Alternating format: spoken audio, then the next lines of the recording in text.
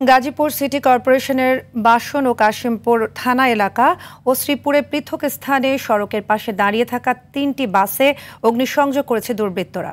তবে এসব ঘটনায় বাস পুড়লেও কোনো হতাহতের ঘটনা ঘটেনি। বাসন থানাধীন ভোগড়া বাইপাসের পাশে পেয়ারা বাগান এলাকায় ঢাকা টাঙ্গাইল মহাসড়কের পাশে দাঁড়িয়ে থাকা ভিআইপি পরিবহনের একটি বাসে আগুন দেয় দুর্বৃত্তরা। অন্যদিকে একই রাতে কাশিমপুর থানাধীন কালিয়াকৈর নবীনগর সড়কের চক্রবর্তী এলাকায় রাস্তার পাশে দাঁড়িয়ে থাকা আরেকটি মিনি বাসে অগ্নিসংযোগের ঘটনা ঘটে। এদিকে শ্রীপুর বেরাইদের চালা এলাকায় একটি বাসে আগুন দেয় দুর্বৃত্তরা। ভোরে এসব অগ্নিসংযোগের ঘটনা ঘটে।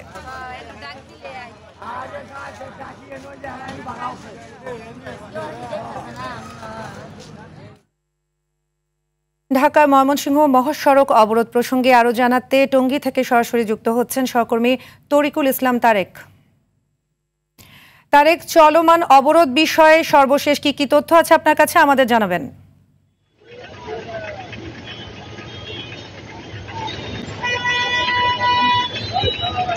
সাদি, আপনি জানেন যে আজ সকাল 10টা থেকে কিন্তু ঢাকা ময়মনসিংহ মহাসড়ক অবরোধ করেছিল। যে তাদের একটি দাবি ছিল যে গাজীপুর 6 আসনকে পুনর্বহাল করার জন্য যে তার দাবি, সেই দাবিটি নিয়ে কিন্তু আজ সকাল 10টা থেকে প্রায় 11:30টা পর্যন্ত ঢাকা ময়মনসিংহ মহাসড়ক অবরোধ করে রাখে বিক্ষুব্ধ জনতা। এবং তারা কিন্তু একটি বিষয় জানিয়েছে যে এই ঢাকা 6 আসন নিয়ে যে তালবাহানা চলছে সেটা কিন্তু চলবে না। তারা ঢাকা কিন্তু পুনর্বহাল করার জন্য তারা মাঠে নেমেছে এবং তারা আজকে যে পরবর্তী যে আপিল করেছে, এই আপিলের পর যে শুনানি, সেই শুনানির রায়ের অপেক্ষা রয়েছে। এবং তারা বলছে যে এই রায় যদি তারা পুনর্বহাল রাখে তাহলে কিন্তু তাদের এই আন্দোলন লাগাতার চলবে এবং তারা কিন্তু এই আন্দোলন চালিয়ে যাবে। এছাড়াও আমরা দেখেছি সকালবেলা যে আন্দোলন করেছে, আন্দোলনকারীরা কিন্তু ঢাকা ময়মনসিংহ মহাসড়কে টায়ার জ্বালিয়ে বিক্ষোভ প্রদর্শন করেছে। এবং এতে করে কিন্তু প্রায়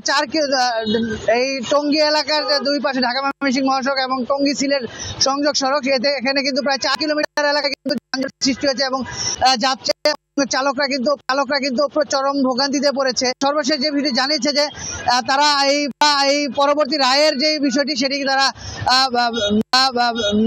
এই পর্যন্ত অপেক্ষা করবে এবং পরবর্তীতে তাদের মনোভূত না হলে কিন্তু তারা বেগবান করবে। তো এই ছিল আমার কাছে ঢাকা ময়মনসিংহ মহাসড়ক থেকে সর্বশেষ তথ্য।